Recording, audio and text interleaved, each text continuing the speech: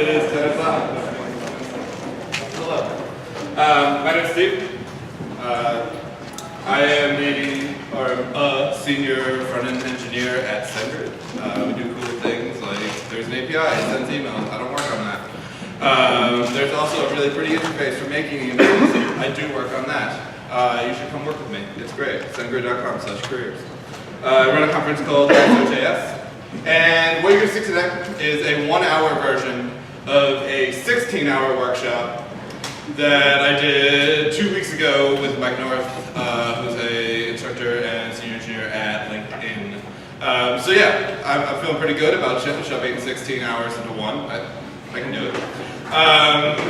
If you're like dying to get the 16-hour version, it was recorded for Front-End Masters, and it's not like edited and out yet, so it is literally the 16-hour version. But there's actually like a pre-release version. I'm also going to try to do like a cut-up version around here in the next few months. I don't know when that is or where that is or anything along those lines. So if you'd like to find out, you can sign up for this newsletter powered by one of my competitors. We don't have sign-up forms. I don't know. I literally had this discussion with the product owner. He's like, why did you use a MailChimp powered thing? I'm like, why don't we have sign-up sheets? Why don't we move that up the backlog? And so now I have like, it's called like product management through Twitter trolling. It works really, really well. Alright, so we're going to spend the next 59 minutes talking about progressive web apps. We should like talk about what is a progressive web app, right? So a progressive web app is a web app that progressively has certain takes advantage of certain modern APIs in the browser. You can think about it as the goal of like a 100% progressive web app is like a native app, but you don't have to download 300 megabytes every 2 weeks when Facebook updates their app. So it's like, think about everything you really like about the web and everything you really like about not having Wi-Fi and together, right? The idea that you can use the web when you're offline, or be able to take advantage of background syncing and stuff along those lines. So it's kind of moving towards this idea of an app. We took a document viewer from the early 90s, and we've done some incredible app-like things with it that we were never supposed to do. Don't tell anyone. But this is kind of the kind of next step in that. And there's a few characteristics of a progressive web app. So, obviously progressive, and by that progressive we mean progressive enhancement, right? It could be I'm going to make an offline application that nobody with Safari can use. Not cool. I mean, you could do that, but it's not cool, so don't do that. So the idea is it's a normal web app for any browser that doesn't support all these APIs, and it's a web app with superpowers for those that do. Obviously, when we think about offline first, usually the case is we think about mobile, right? If you're on a desktop, maybe you're near Wi-Fi. There's nothing offline first that's specific to mobile, but having applications that are responsive and work with the given form factor that they're with.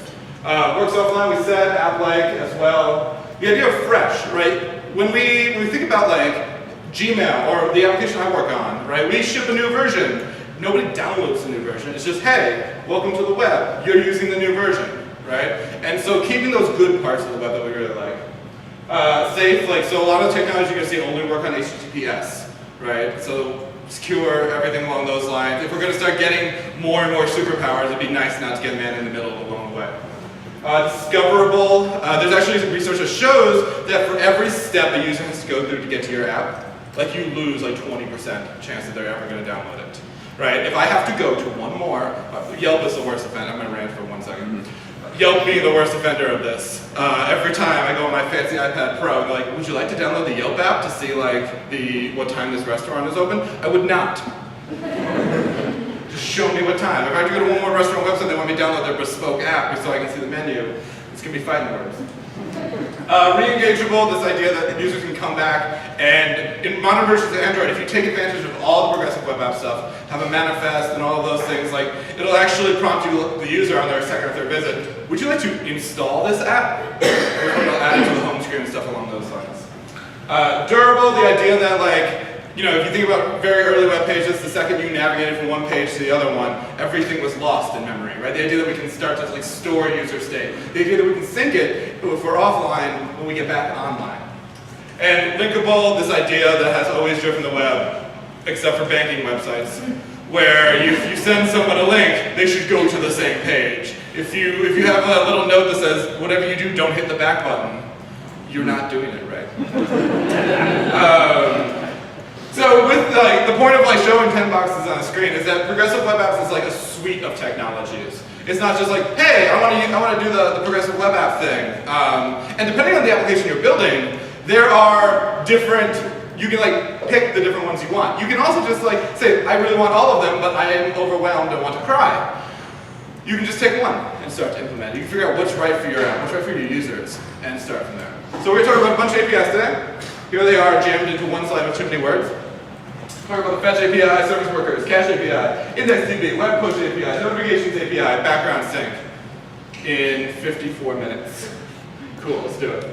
The first thing I want to talk about is a little bit of async data. Like a lot of us have our good friend $Ajax in jQuery. Like we get data from servers and we show them on page, right?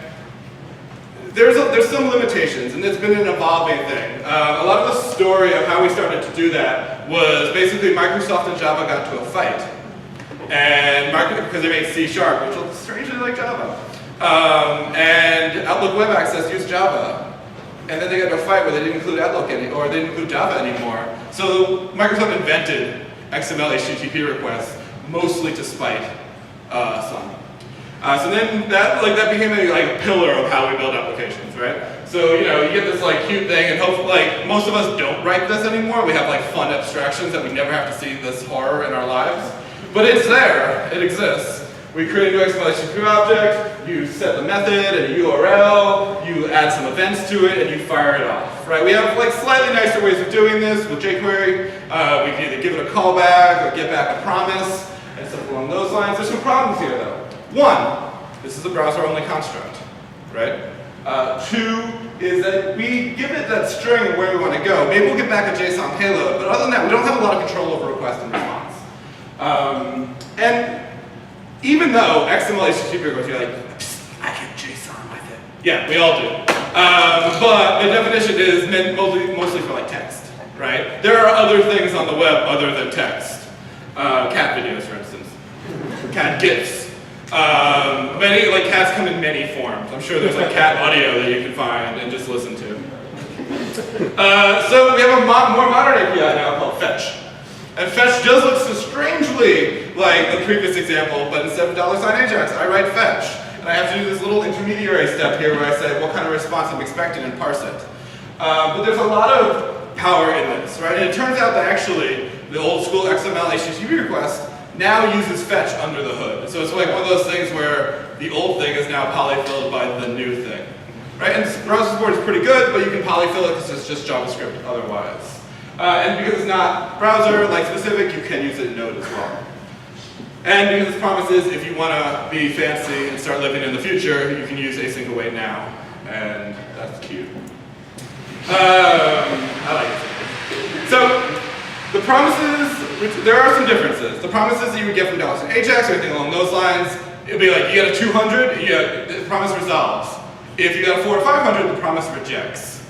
And with fetch, it will always resolve if it got anything back from the server, and it will only reject if it couldn't connect to the server. This seems like either A, I don't care, or B, stupid, right? But it's actually incredibly powerful because there's a difference between the server told me I can't have that, and I'm not online right now, right? And that distinction becomes really powerful in a little bit. Cool. So there's also, it's a little bit more than that. Yes, you can get JSON and even XML if your heart like burns with desire to do that. But you can also get a whole wider range of data types. You can get stuff like movies, images. In fact, nowadays, if you put an image tag in the browser, it's using fetch under the hood to go ahead and get that image. All right, so 3 things we're going to talk about with fetch. 1, how the fetch method actually works. 2, what request objects are. And 3, what response objects are. And you're like, this doesn't sound like progressive web apps for me. Totally, you're right. But we're getting there. So here's an example where we might start with an image, right? We want to start with an image tag. It doesn't have the image right now. We want to fetch the image from the server and put it in there. We'll fetch Beatles. We will we'll get back the response. We'll have to, blob is for like our more binary data. It's not text. We're not like parsing it along those ways. It is an image in this case. Parse it as such. You can actually write custom parsers here if you want, but this is just a helpful one. Like there's like for the normal things, text, JSON, blobs. You have some built-in ones that help you with that. And then finally, we can create an object URL, which we're going to make a database 64 URL, and we can pop it into the image. Right? That's not something you can do with Ajax because not XML or JSON, right? So that's pretty cool. And here's some arrows. I'm going to talk about CORS. Yeah, so CORS rules apply, but only where CORS rules apply, right? So for instance, yes, you still have to deal with CORS if you're trying to get JSON or anything along those, anything that you're trying to actually read, right? But we all know that we can hot link an image, right, in a Slack channel of a GIF. You know, like we know that that's a technology that we have, right? And that images don't deal with CORS, and there's kind of a distinction that we have to deal with. So we tried this out. All right, we'll go ahead and we'll get some URL from a foreign website, and we'll just gotta fetch it, right? That does blow up, as it would blow up in any other like way that you've like gotten yelled at by CORS. There's always like when you're teaching new developers, there's always that like moment when they realize they can't just request any website and they question like every decision that they've made. Right? They're all like filled with hope, and then they try to like hit the Twitter API from the browser, and there's just like sadness fills their heart. So can't do that. But if I say no CORS, it all works. Who knew? So what happens is when you get a different kind of response, you get what's called an opaque response, which works great for images. It means you can put this in an image tag. You can actually even grab a script. Anywhere where you might do like source equals in an HTML tag, you can get an opaque thing and put it in there. You don't have access to read this because it could have like sensitive stuff like cookies in it, and this is none of your business, right? But you can actually fetch stuff otherwise and toss it in there. Cool. Turns out we can also like actually make these objects, right? So before we just handed in the string Beatles.jpg, but it actually goes ahead and it makes this request object. We can pass one of those in as well. It's pretty cool. And it works exactly the same. So this happens under the hood. This might not make total sense why, but just try to keep like a mental bookmark about that. So I can do the same thing. I can create a new request and I can pass it in. This is again a reminder, mental bookmark time. Everyone done? All right, we can play around with headers. We can append different things to them if we want to like set the content link. Any like configuration you need to do with this request object, you can kind of pass it in as well. This will actually take an object, same end result. All right, the other thing, making requests to server is great. A lot of times we also want to deal with responses. So here we've seen this before. Make the request, we get the response. It's either JSON or text. We'll look at those. Right, you have a bunch of like built-in ones. You've got blobs for images, JSON for JSON, text, form data. Form data, actually there's a form data built-in now, which will actually, if you say like new form data and give it a DOM node that's a form, it'll just suck out all of the like data you can send it to a server. And this would be like the opposite of that in the response. And array buffer for people doing fancy like graphic stuff. Cool. One quick thing about them is that once you read the body of one, that's it. You only get to read it once for memory reasons, so just, you will get bitten by that and lose the better part of an afternoon. Like, it'll still happen to you, but now, like, you can remember me saying this to you. Me. Alright, so, that was fetch and request and responses. You're like, that doesn't seem super offline to me. It will come back soon, I promise you. The crown jewel, though, of progressive web apps is Service Worker. And we've seen like stuff like web workers, where you can take an expensive task and throw it off the main thread and do it somewhere else. Shared workers can actually share by multiple tabs. Service worker is very different. You can think about it as installing a service worker, right? And it'll actually exist even when they close all of the browser tabs. Later, I'll show you how to see all the service workers currently running in your browser, and you can be freaked out. And the idea that it's installed lets us do some really powerful things.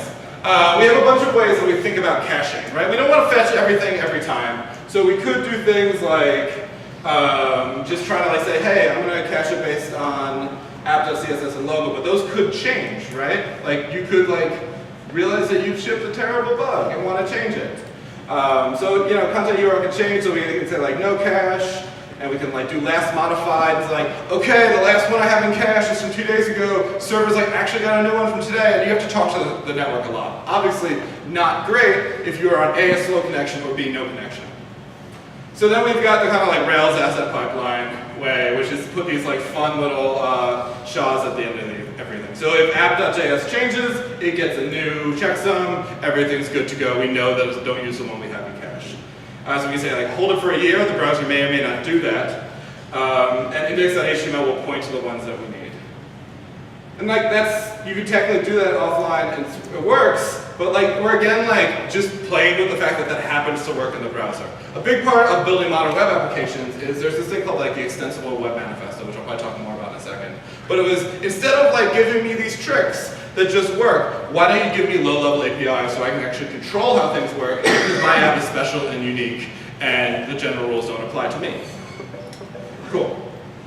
So it's limiting, right? Like, for a lot of reasons, like you have to just, again, there's no place to like make decisions on different types. It's just taking advantage of how caching works in the browser.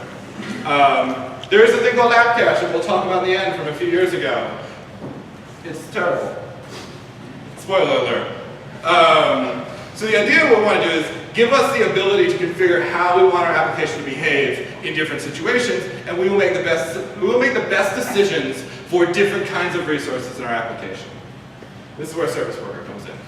So what is a service worker? They run, they're installed. Their main purpose in life is to intercept your network requests. So this is before they go out. This means that if you're offline, you can intercept that request to the server and do something with that data. And after we discuss service worker, the rest of this is effectively all the fun things you can do once you've intercepted a request.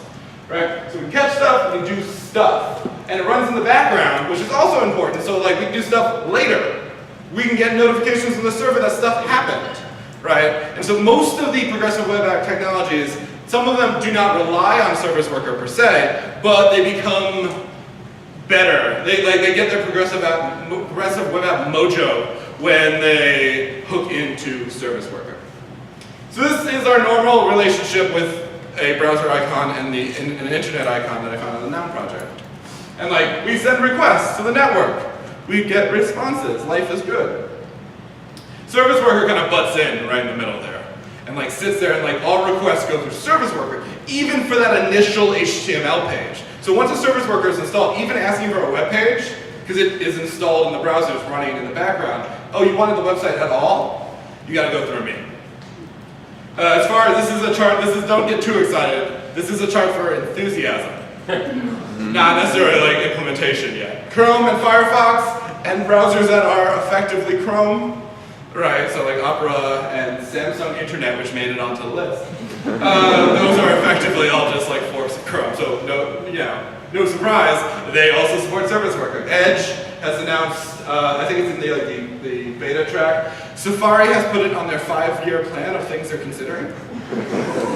It's almost like a company that makes a lot of money. Yeah? That actually changed in the last 2 weeks. Oh yeah? It's in development currently now. It's in development.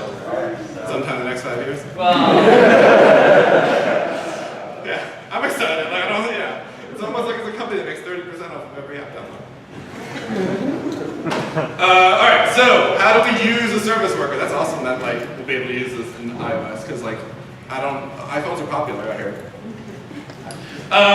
So we're progressive. So first before we go I want to use service worker, like we check to see if the browser supports it. We ask like, hey, do you know about a service worker thing? And like Chrome and Firefox are like, yeah, I do. And that returns a truthy value. Safari's like, I don't know what you're talking about. Undefined. Which is falsely and not a function. So, if that's true, we're in the true part of this. We'll go ahead and we'll do navigator.service worker register into some name of some file that contains all of the good code of your service worker. If you like Webpack, there are Webpack plugins that will like wire this all up for you, but let's just assume that this is a file sitting like on a directory somewhere. Cool, and that returns a promise where we'll have the registration of the service worker if everything went great, or we'll have an error if everything went, or if anything went poorly, or everything went poorly, either one. And if there is no service worker, like, I don't know what to do, but you could do something. You could else be like, yell at them, like, hey. Cool. And so Chrome has a bunch of tools. So this is the application tab. And if you've never checked it out, 1, it's very cool. And 2, it's there. And 3, it allows you to see the status of the service worker for your page. You also can see like stuff that you have in local storage and session storage, IndexedDB, cache storage, and stuff along those lines. If you hit that show all box, you can see all of the service workers installed by all of the web pages, and then you can have an existential crisis. Cool. So service workers have a life cycle. You can think about it like an app. They're installing, and then you have the app, right? There is one other situation, which is you have one running. So think about this when Chrome bugs you. Hey, you have an update. And you're like, I'm very busy.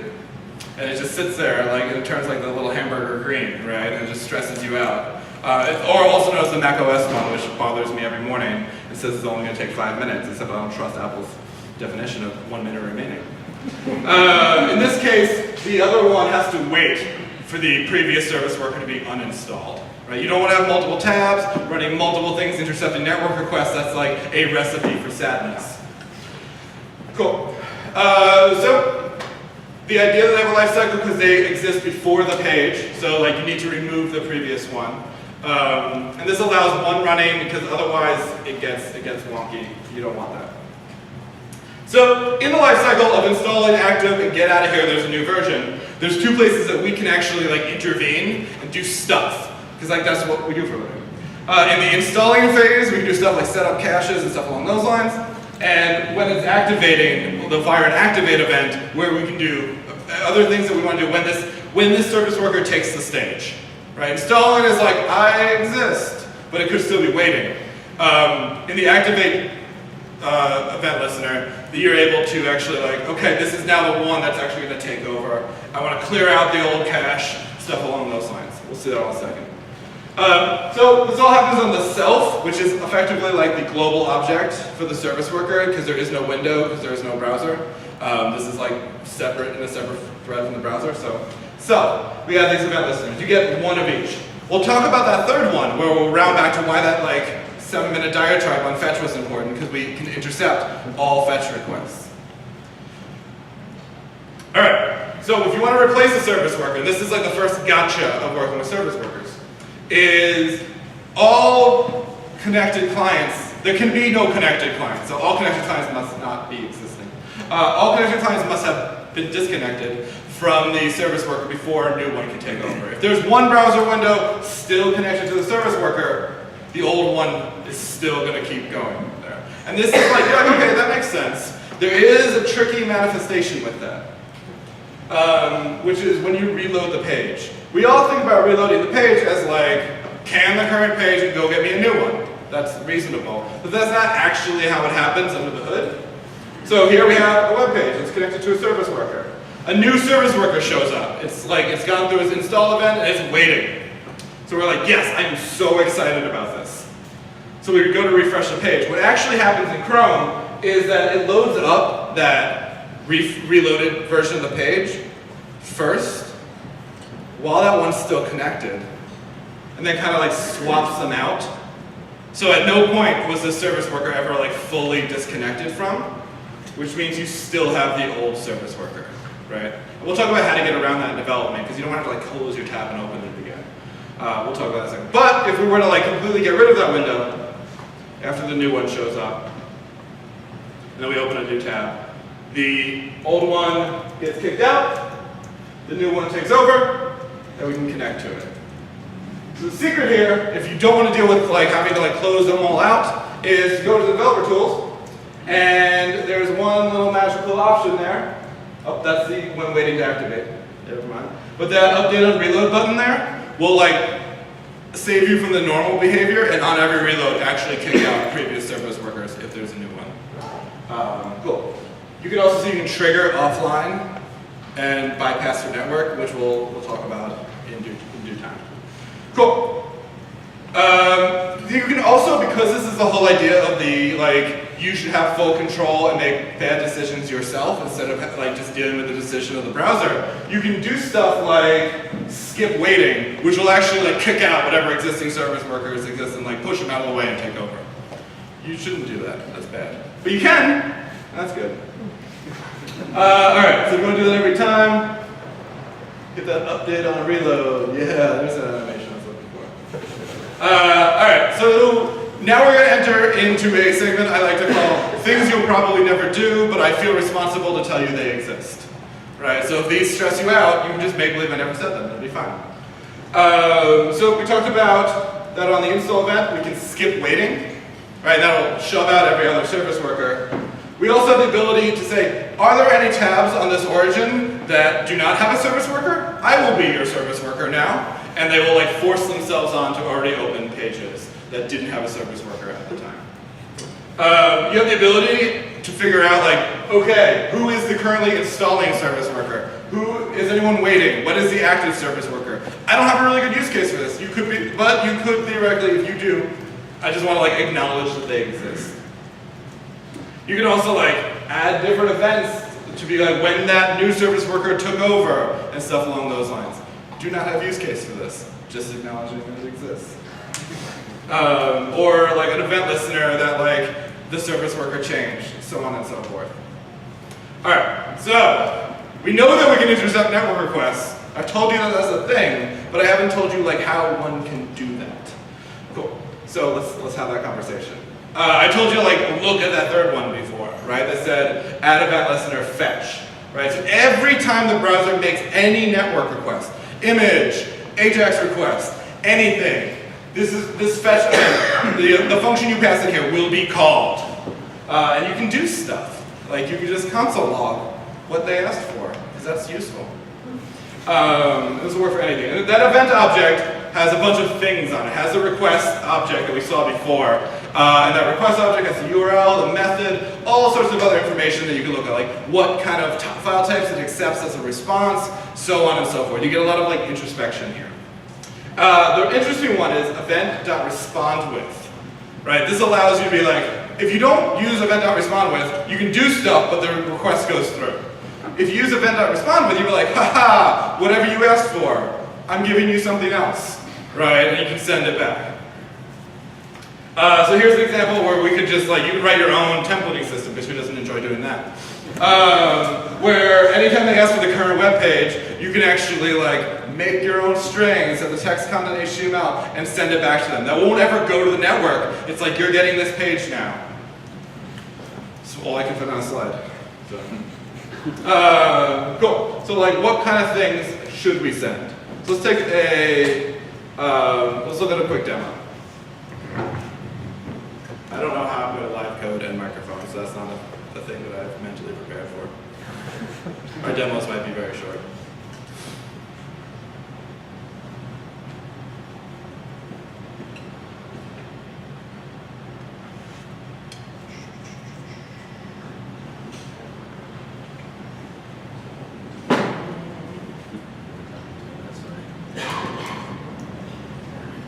One moment, yeah, we're probably not going to do a lot of demos today, because it's very hard to like hold a microphone in time.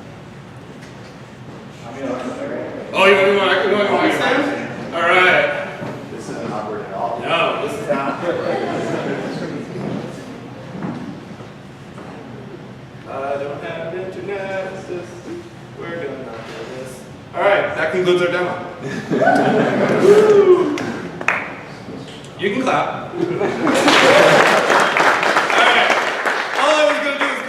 Network requests. So I was like, this isn't worth it. All right, let's look at the cache API. All right, so it's cool that we can intercept these things, but like you can do stuff. Like you can like redirect all requests for the Beatles to pictures of Oasis. I have a glitch that I will share with you after this. But the idea is like would be cool of like, hey, we're gonna see if we're online, and if we're not, I have a version from the last time you were online. I will send you that. Right? That's where this stuff starts to get really interesting. Is the ability to like control caches and be able to send stuff back and forth. And so the cache API actually gives you fine-grained control. It's not just like, I'm going to set these headers and hope that everything works.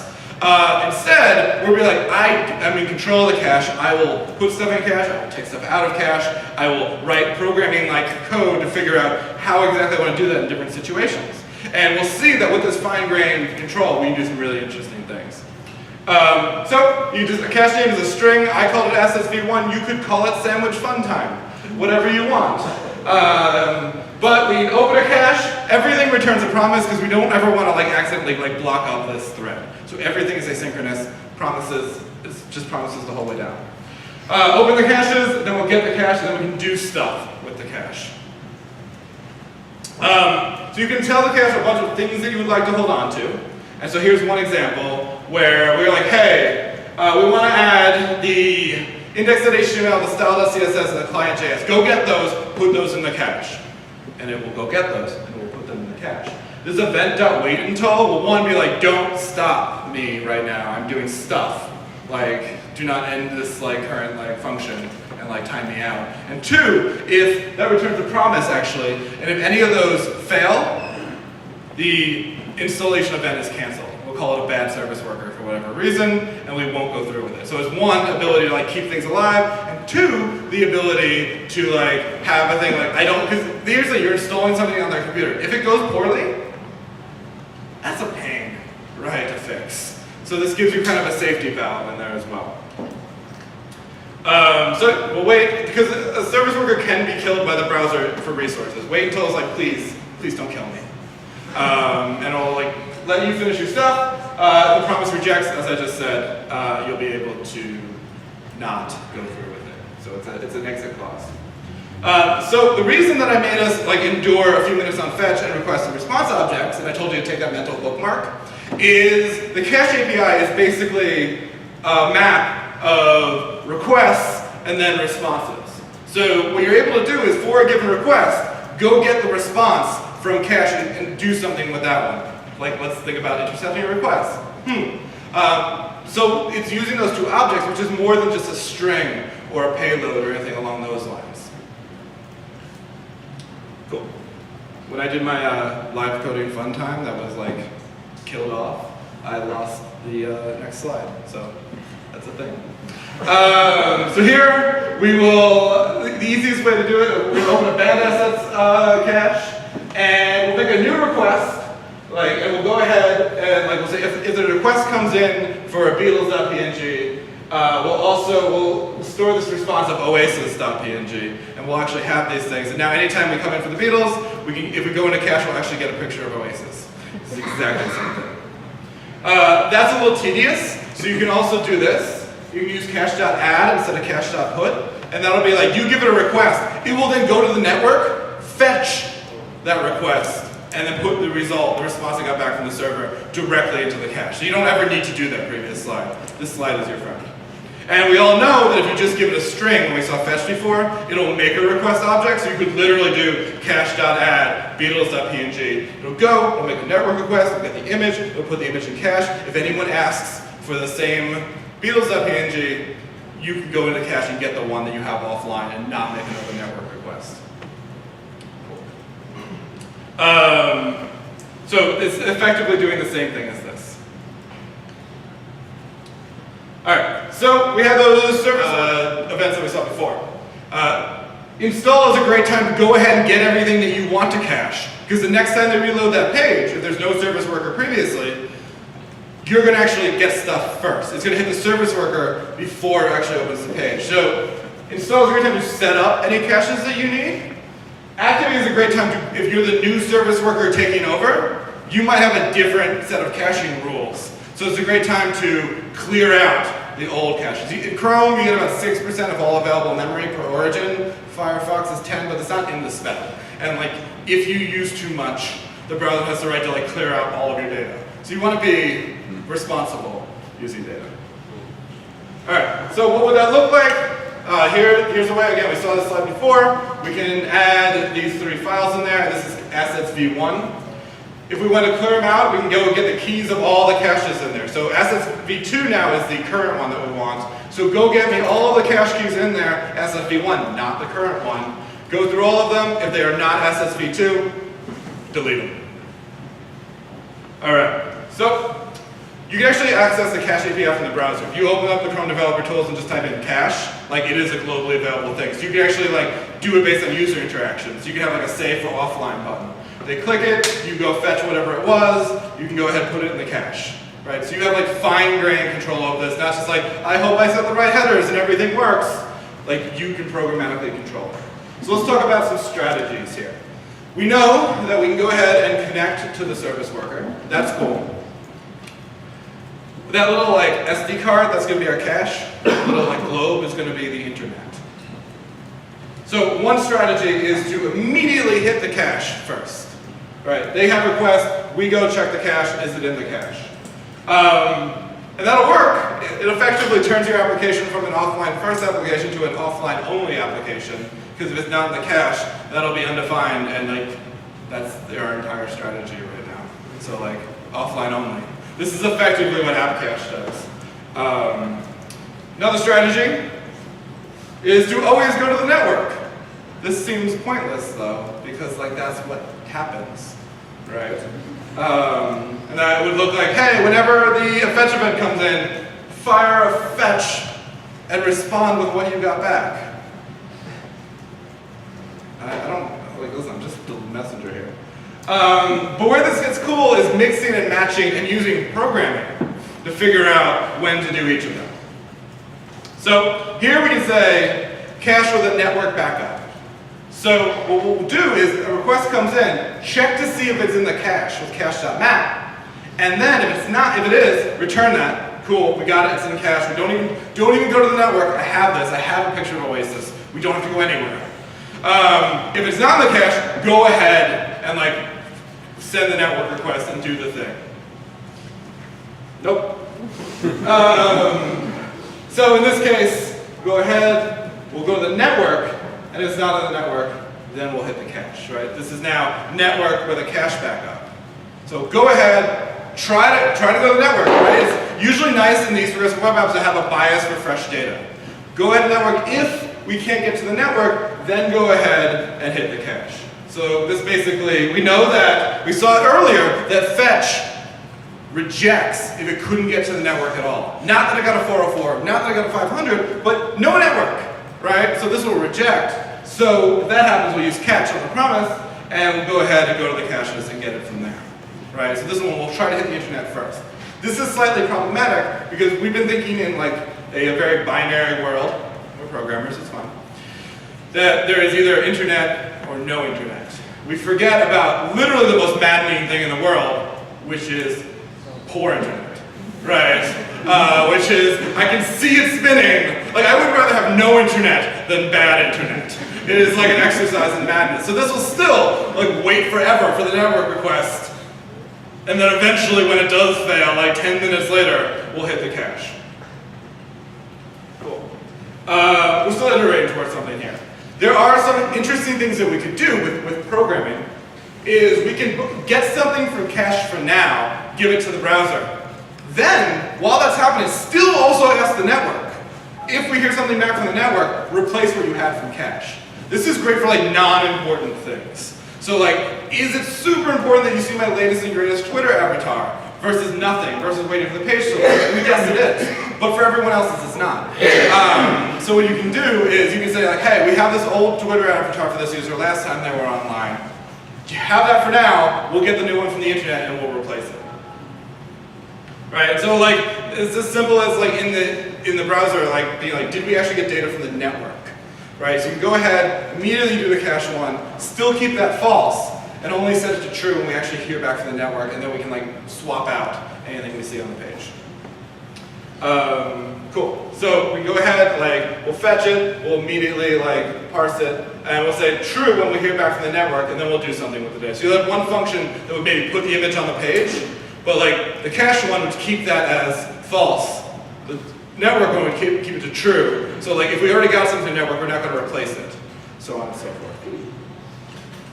Cool. So if we didn't get fresh network from the data, then go ahead and do something with it. It's nice not being able to see next slide. All right. One more situation, which is this is assuming that stuff is in the cache, right? That's not always the case. Which is we can go hit the cache, we can go hit the network, and it's in neither one. So depending on the use case of your application, this could be a great use case for a generic fallback image, right? Where we don't actually have like this person's avatar in the cache. We couldn't get to the network, but we do have like an egg that we can show onto the page, or like a little like silhouette of a person, or anything along those lines, and that will work. And so let's basically try both, keep catching, and eventually just get a placeholder that you had in cache for all these kind of things.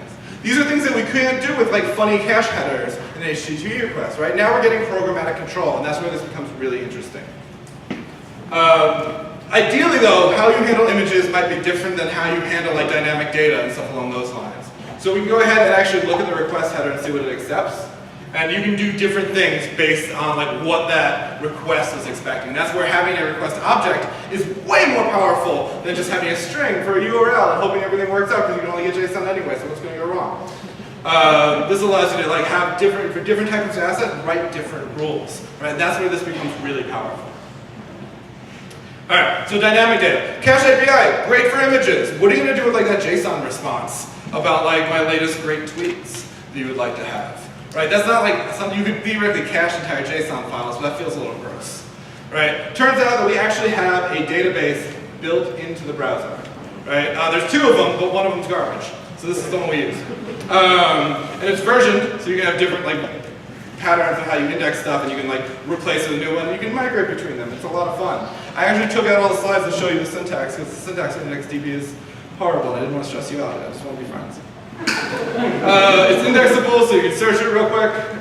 Web worker friendly and service worker friendly. Durable, which means like you can turn off the computer and like put it away for a week, and when you come back, you're still going to have all that fresh data in there. And what's really cool is to support like local storage. It's like I hope you like JSON stringifying things, because that's it. IndexedDB will support anything. It is not a SQL database. It is actually based on Level DB from Node, so it's like a NoSQL database. So you can put objects in there. You just do whatever you want. It's fine. Cool.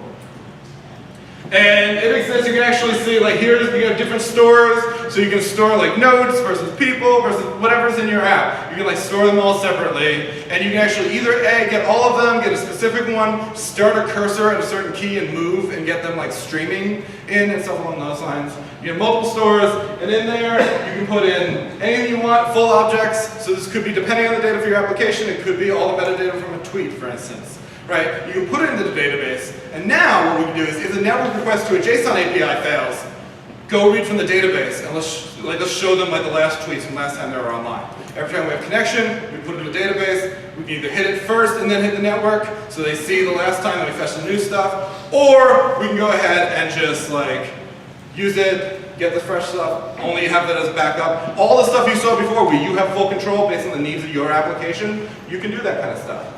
And support is pretty good, except for Opera Mini, but who's surprised? There's a bunch of, using IndexedDB is all like event-based, like when we saw that XHR thing before, where we had like add a bunch of events before we fired it off.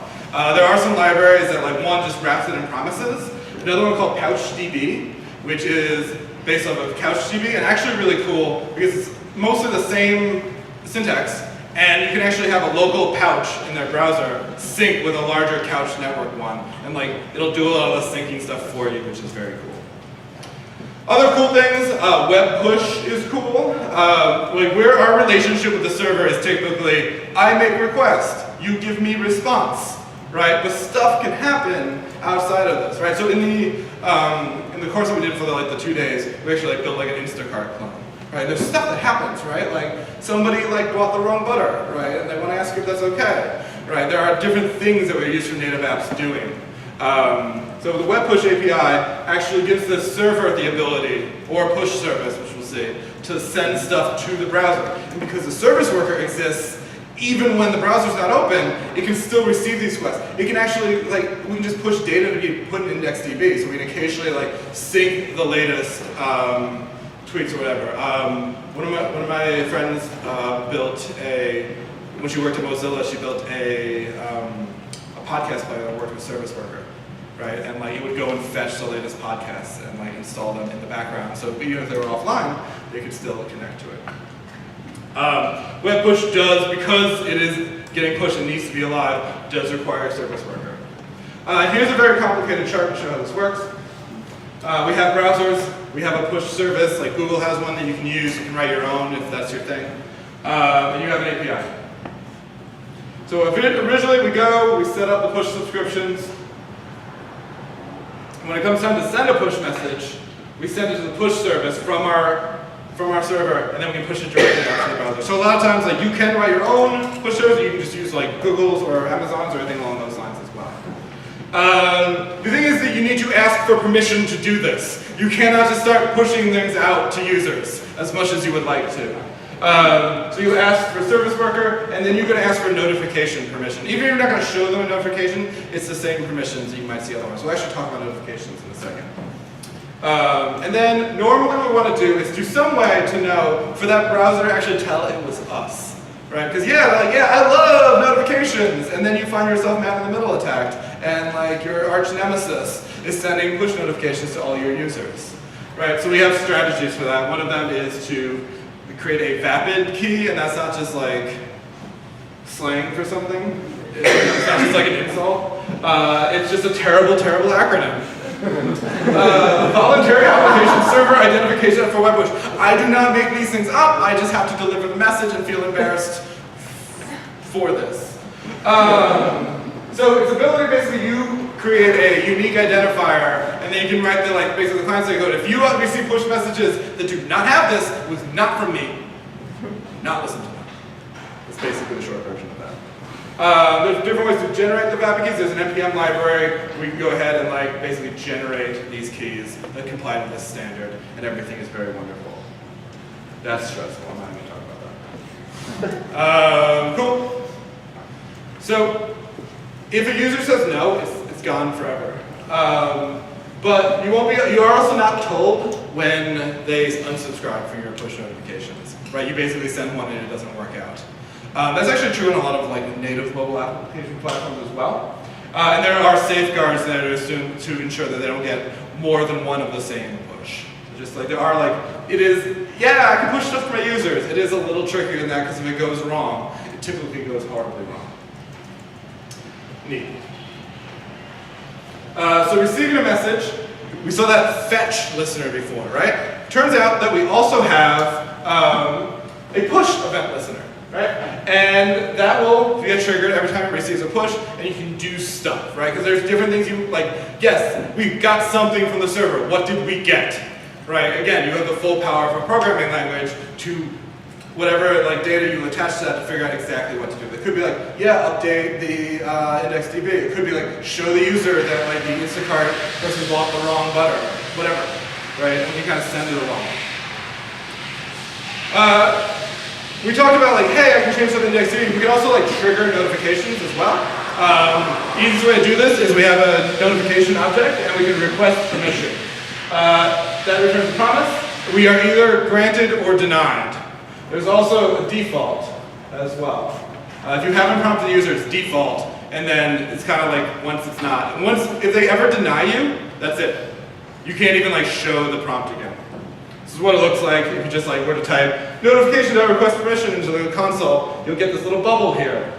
That X that nobody ever acknowledges will set it back to default. You won't actually get banned for life. But if they hit block, you have to write your code defensively to assume that you cannot push or you cannot fire notifications if they hit that block button because there's no undoing. That's why you see that gross thing that a lot of web pages do where they'll send they'll put a modal first, would you like to receive push notifications?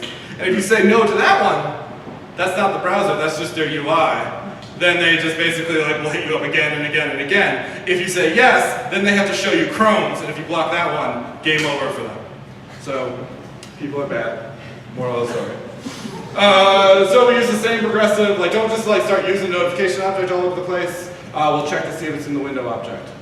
If so, we can request it, and we can send a new notification. This is how it would work in the browser. And we can send a string and stuff along those lines. We can send pretty icons and all sorts of fun stuff like that. If it's denied, we can just fire alerts to punish them for their poor behavior. In a service worker, it looks a little bit differently though. If you just do new notifications, like nothing happens, and you will be like me, losing half an afternoon thinking things are broken. The other thing you will do is if you ever give a talk on this, computers go to do not disturb and you put an HDMI cord in it. You'll think that your code is broken and like have one of those live code panic attacks before you actually check Notification Center to see it's been working for the last 25 minutes. Here we just do self.registration, show notification. It's the exact same API for it. Cool. So it takes a string for the title and an object full of options. There's kind of three major kinds of options: visual, behavior, and informational options. The visual kinds are like, we should have an icon. Some of these only work on certain platforms. Like some of these only work on like Chrome OS. The image is if like you wanted to notify them with an image. Pretty sure that doesn't work on Mac OS or iOS. I can't speak for Android. A badge, I think works on mobile devices only. Vibrate and sound work on things that vibrate and make sounds. Direction if you want to write the text like for different languages, so on and so forth. Tag is really important. Tag says this is a certain kind of notification. Let's say you got carried away with this new knowledge you have and you wanted to go ahead and send a notification for every like 5% of progress that you've done on that upload. Right? If you use the same tag, like the browser is able to group them together.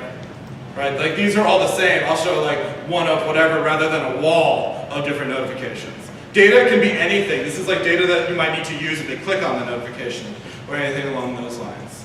Require interaction keeps it there, like the macOS updates that I keep trying to make go away. Re-notify will have it re-show up if they don't deal with it.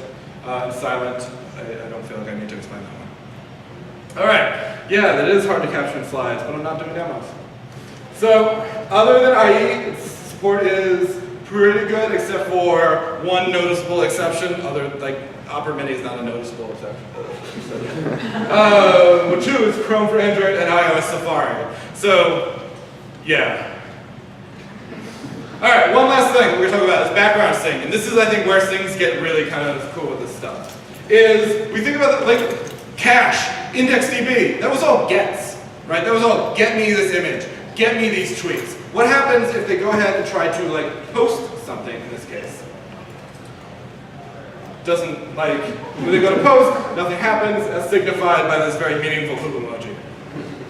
Alright, so think about this situation, which is I pull out my phone, I capture some very important thought, I hit like submit, put it back in my pocket.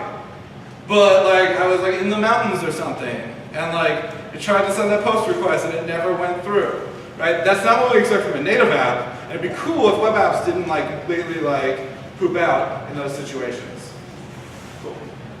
If only we had a way to do stuff when a user wasn't on a page. Oh well. So think about lots to do. We put something in there. We want to say we want it to be in there one way or another, and we want it to be. Hey, I put it in there. I just assume that it's going to be on my computer when I go and sit down. Right? Even if there was no network at the time or poor network at the time. Right?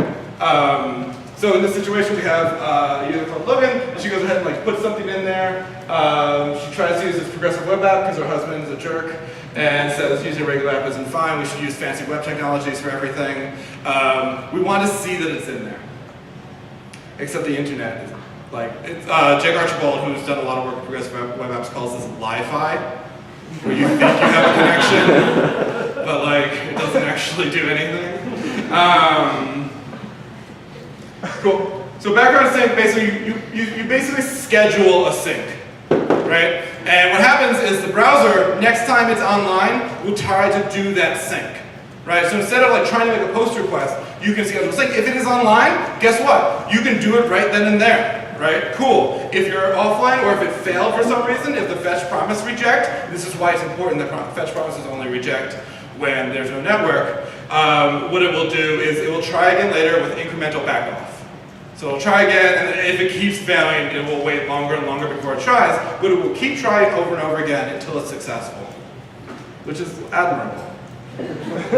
So basically, all you do is you get we saw Navigator Service Worker register before. There's also ready, which will return a promise giving you the current service worker's registration.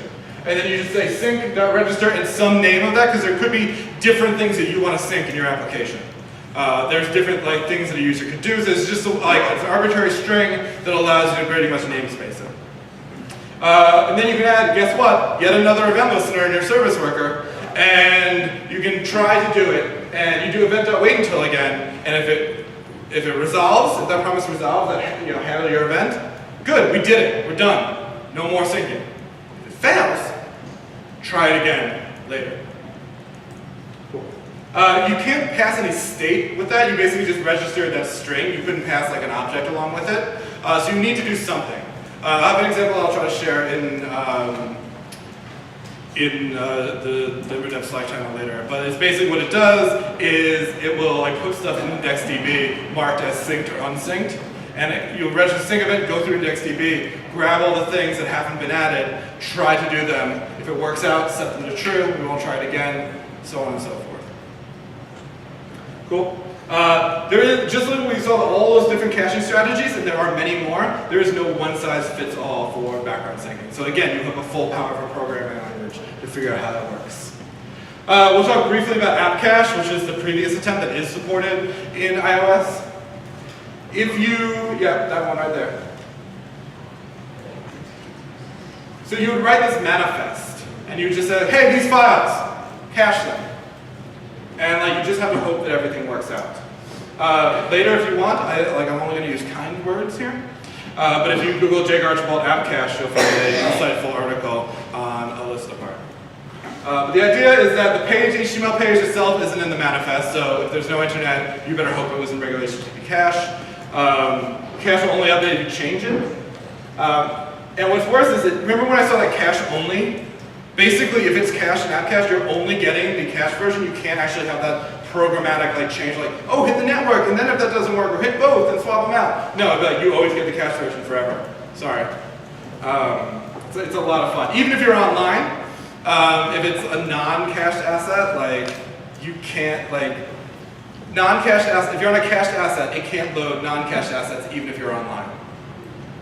The moral of the story is don't ever use it. In fact, the NDN is nice enough to say app caching is highly discouraged. I got carried away with the button there. And that it's completely deprecated. But if you do need some offline support for iOS browsers, it is an option for you in that case. So there's some patterns for building these applications. Oh yeah, practical stuff. 3 minutes. It's about thinking about how we structure our application. One pattern is called the app shell pattern. And the way to think about the application shell pattern is there are stuff, this is just the Twitter app, there's stuff that is always present in the application, right? That stuff you can cache. There's dynamic data, like the actual tweets, right? Building your application, a lot of us are already building single page apps. We probably already have some idea of a shell, right? And thinking about as you think about your cache strategies, the stuff you can put in the cache immediately is the shell stuff. So in this case, looking at this app, that top and bottom navigation, right? The actual background, the HTML, everything except for those groceries effectively can be cached. Then we might fetch that stuff. We might catch the other stuff in IndexedDB and add it later and be dynamic in those senses. So your application might already have a shell. So one of the first things you can do to implement this is figuring out where those assets are. If you use code splitting or something along those lines, you can cache those right now.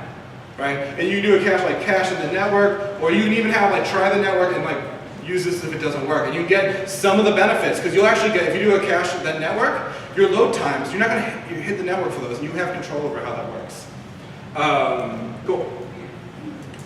Another Google model that they're kind of pushing this idea of you use HTTP2 to push all the assets. You render the initial, and then you start to preload future things along the way. The idea is minimize that initial time to interactive, because we expect the same snappiness of an application that's installed on a regular native application. And then maximize the efficiency of our caching. Here's a really great tool. It's called Lighthouse. And it's actually, I think right now it's a plugin on the Chrome store, but if you use Chrome Canary, it's actually built in. And Lighthouse is a tool from Google, and it will basically One, like analyze your app and give you scores, which may or may not make you feel bad. The application I work on, we currently have an 18. And like, I think performance, like, but it's not much better anywhere else. But more than just like making you feel bad, it actually gives you like helpful suggestions on strategies you can take to improve those scores. So, thank you very much.